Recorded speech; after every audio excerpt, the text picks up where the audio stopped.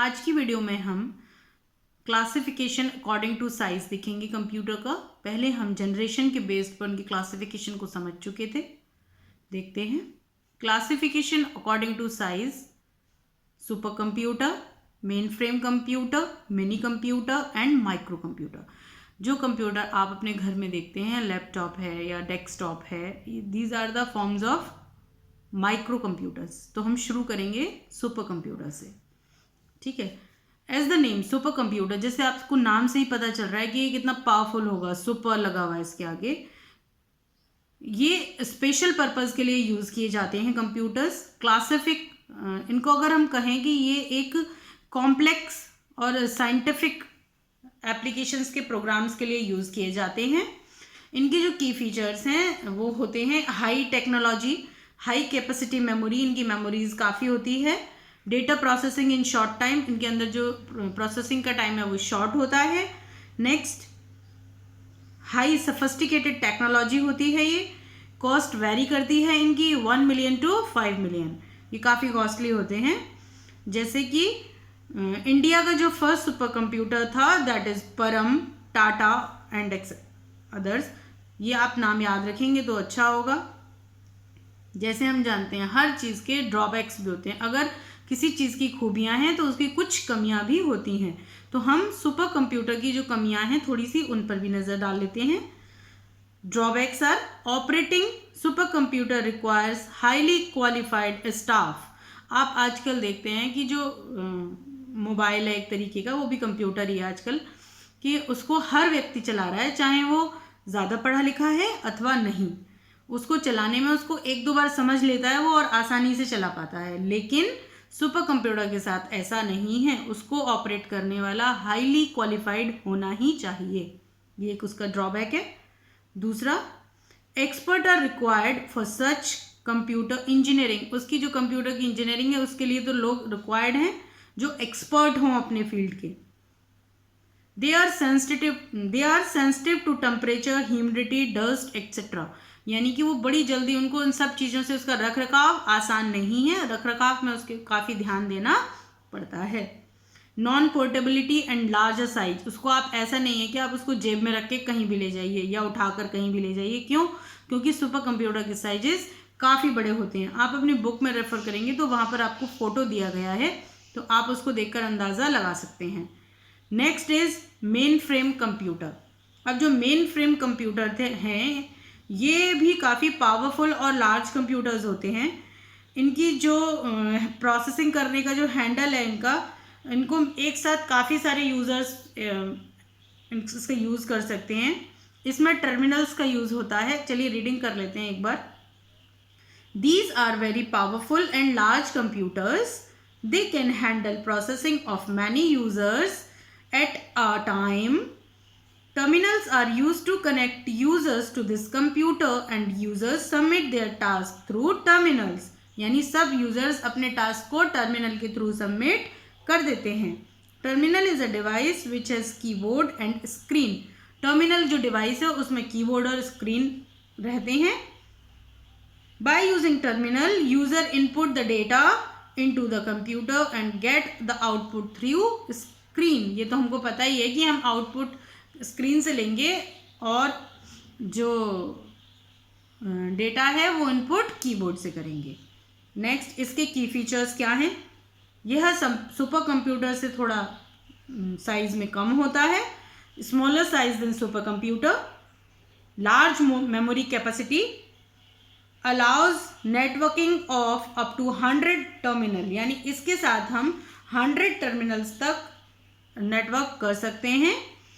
इसकी जो कॉस्ट है वो 5 to 20 lakhs तक वेरी करती है। अब इसकी कुछ ड्रॉबैक्स भी हैं, एक दो ड्रॉबैक्स देख लेते हैं इसके। इसको भी चलाने के लिए हाईली क्वालिफाइड प्रोफेशनल और एक्सपर्ट्स की ज़रूरत होती है, ये इसका एक ड्रॉबैक है।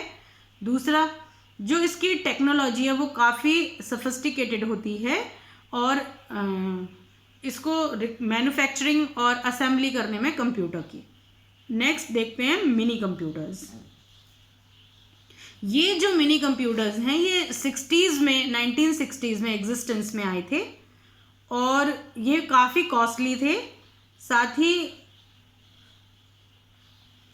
स्टार्टिंग में ये कॉस्टली थे मेन फ्रेम कंप्यूटर्स जो थे, जैसे एक बार रीडिंग कर लेंगे तो क्लियर हो जाएगा आपको भी। These computers come into existence in 1960s। That time main frame computers वो वेरी कॉस्टली। जब ये बाजार में आए थे, मार्केट में आए थे, तब उस समय जो मेन फ्रेम कंप्यूटर्स थे वो काफ़ी कॉस्टली थे। जैसे अभी मैंने आपको बताया कि उनकी कॉस्ट 5 से 20 lakhs तक वेरी करती थी, तो हर कोई अफोर्ड नहीं कर सकता था। Mini computers were available in cheap prices, so users started using it. लेकिन जो ये मिनी कंप्यूटर्स आए, इनकी जो कॉस्ट थी वो कम थी, इसलिए लोगों ने इनका इस्तेमाल करना शुरू कर दिया।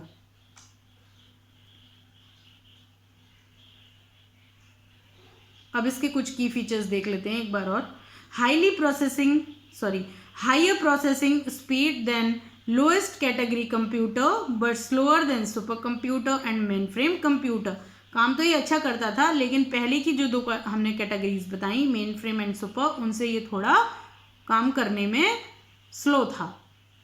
दे are expensive and larger than micro computer. Third is the secondary storage. Most mini computer are use magnetic disk और टेप्स। इसके ड्रॉबैक्स थे कि इसके जो हार्डवेयर्स थे वो कनेक्ट नहीं हो सकते थे डिवाइस से सब। Can not connect all hardware devices, can not execute all language and software. अब आपका रह गया माइक्रो कंप्यूटर। माइक्रो कंप्यूटर, इनकी जो की फीचर्स हैं वो हैं स्मॉलर देन मिनी कंप्यूटर से छोटे थे, हाई स्पीड कंप्यूटर है, पोर्टेबल है, कहीं से भी उठाकर कहीं भी ले जा सकते हैं इजीली।